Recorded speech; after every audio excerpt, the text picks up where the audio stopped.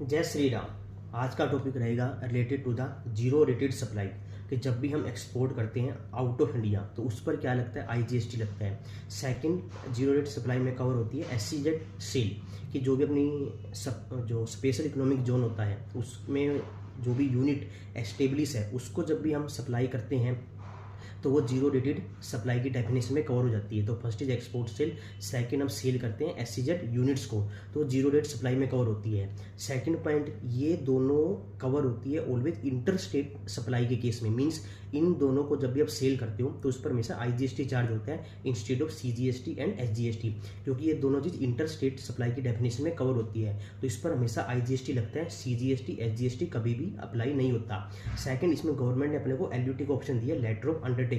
अगर आप क्या कर देते हो, एलयूटी अप्लाई कर देते हो तो आपको जो आप सेल करते हो, एक्सपोर्ट सेल करते हो, एसजेड को सेल करते हो, उस पर आपको आईजीएसटी चार्ज करने की रिक्वायरमेंट नहीं है अगर आप एलयूटी फाइल कर देते हो। सेकंड, अगर आपने एलयूटी फाइल नहीं किया तो उस केस में आपको आईजीएसटी चार्ज करना मैंडेटरी हो जाएगा। ठीक है, तो ये पॉइंट आपको याद रखनी है। अगर आप एक्सपोर्ट सेल करते हो, एसजेड को सेल करते हो तो आप एलयूटी फाइल करते हो तो आपको आईजीएसटी चार्ज करने की रिक्वायरमेंट ही नहीं होगी।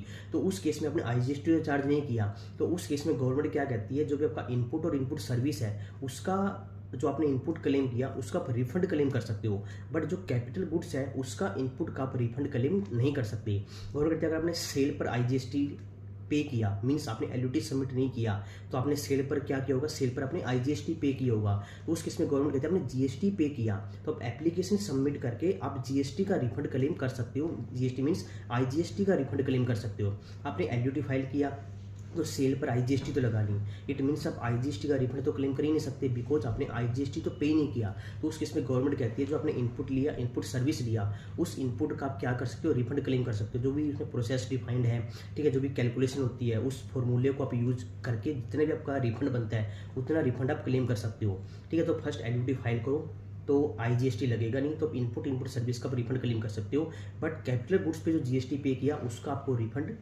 का मतलब उसका आपको इनपुट का रिफंड नहीं मिलेगा। सिर्फ इनपुट और इनपुट सर्विस पर जीएसटी पे किया उसी का आप रिफंड क्लेम कर सकते हो in case of LUT file. If LUT note file तो आपने सेल पर आईजीएसटी पे किया होगा, इन दैट केस आप आईजीएसटी का रिफंड क्लेम कर सकते हो। ठीक है, तो एक्सपोर्ट एसजेड में हमेशा आईजीएसटी लगता है, कभी भी सीजी एसजीएसटी नहीं लगता। तो जब भी आप 3B देखोगे तो जहाँ पे जीरो रेट सप्लाई रिपोर्ट होती है टेबल 3 में तो पे सीजी एसजी का ऑप्शन हाइड होता है, वहाँ पे कोई आप फिगर लिख ही नहीं सकते। क्यों? क्योंकि उस पर सीजी एसजी एप्लीकेबल ही नहीं होता। ओके गाइज, आज के लिए इतना ही। Thank you. जय श्री राम।